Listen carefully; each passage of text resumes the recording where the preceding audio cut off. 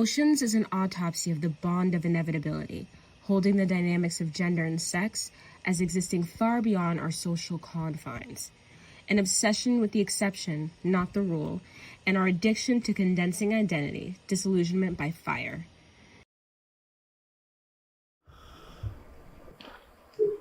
So how was it? You have to be a little more specific. Okay. Yeah. When longtime best friends AJ and Santana blur the lines of friendship and begin to explore each other more intimately, the seal is broken and nothing can be the same. After, it requires a new you, a you haven't even met yet. And as they're confronted with the force of technology, the energy shifts escalate. I know you better than that, so...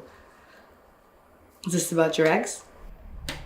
What my ex got to do with anything? Okay. What's this then? Oh.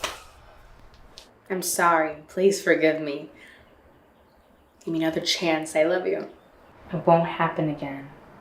Wow. That's cute. So you're gonna message her? Because she sent you 20 messages. Or you're gonna block her?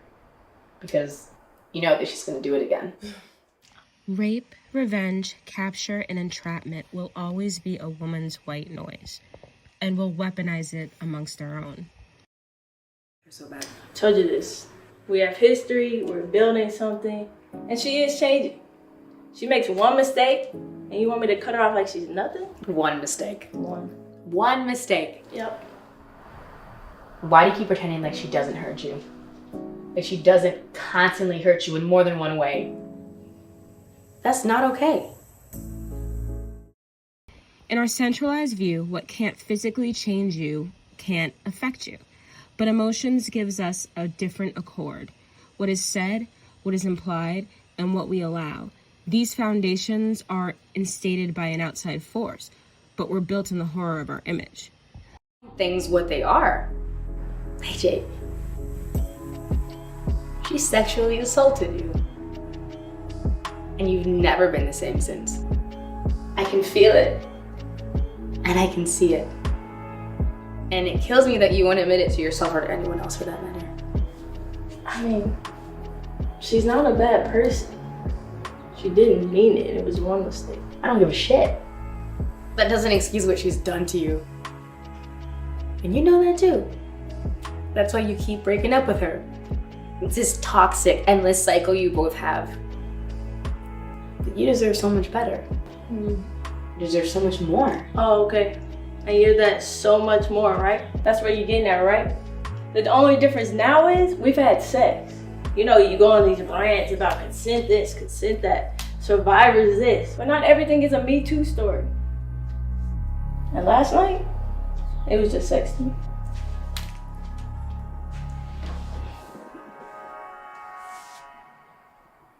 Just sex. Just sex. Listen, I know you have feelings for me. And last night, when you told me those feelings, we had just talked about my ex. I was in the moment. I never wanted to cross that line. You were the most important person in my life. And I have so much love for you.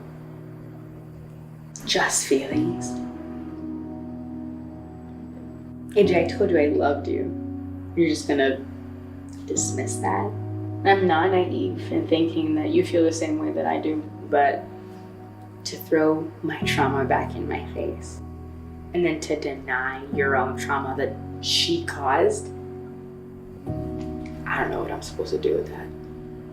We used to be so honest with one another, especially as kids. I don't know what happened, why it changed, how it changed, but I know you and you know me. Sam, I'm the strong one.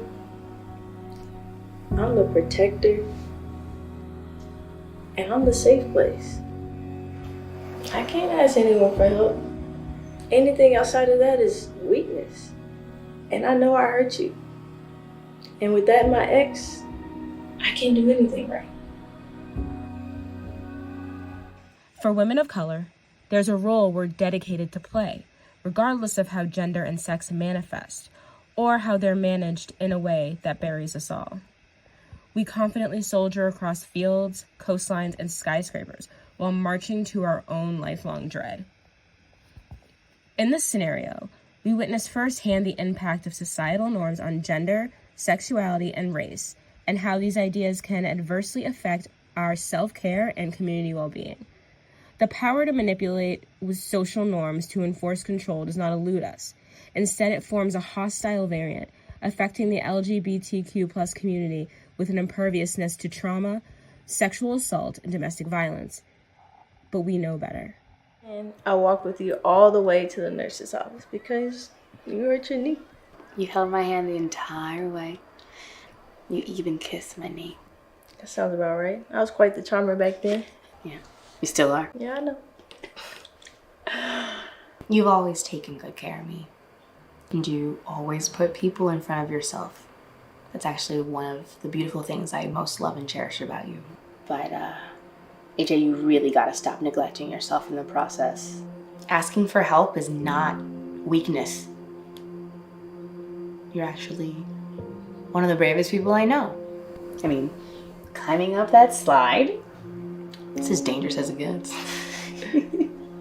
But really, you gotta stop running away from your past and from yourself. Your wants, needs, fears, hopes, and everything in between, they deserve just as much care and encouragement as you give other people. And yeah, I am hurt by what you said, but if that's the truth and how you feel about me, then I can live with that and I respect it because I love you. Because you're the most important person in my life too. But what I can't live with is you being in denial about what has happened to you. You're right. And I know what my ex did to me was wrong. With time, I'll be able to see that. But now I just wonder where that little girl went that climbed up the slide so fearlessly.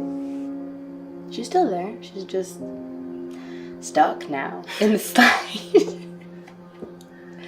But I'm proud of you for acknowledging that. That's the first step. And know that I'll be here with you throughout the whole thing. Well, now that our friendship line is crossed, now what? And now I gotta set boundaries. Oh, what kind of boundaries? The type of boundaries where my feelings, or whatever you called them, don't grow deeper and our friendship can stay the same. Okay. Well, to answer your question on how it was, honestly, it was the best sex of my life. And I know things are different between us now, but I can't speak for how the future will be. So, would you consider it casual? No, Okay. not really. Well, okay. We can go back to the way things used to be. I just know there's a deeper connection between us. And you know my love life is a mess. But I do want to explore a deeper connection.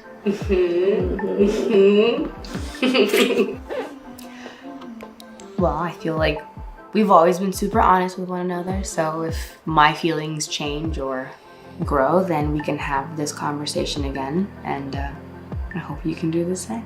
All right, bet. In 2021, the National Sexual Violence Institute released a fact sheet that concluded 44% of lesbian-identified and gender non-conforming individuals will experience rape, physical violence, and stalking by an intimate partner in their lifetime. Women of color experience even higher risks and rates. Weigh that against expectations of playing the protector, the safe space, and the strong silent type, and you are careening toward an epidemic of cycles that will never end. The film tracked us through those moments of vulnerability, honesty, and accountability.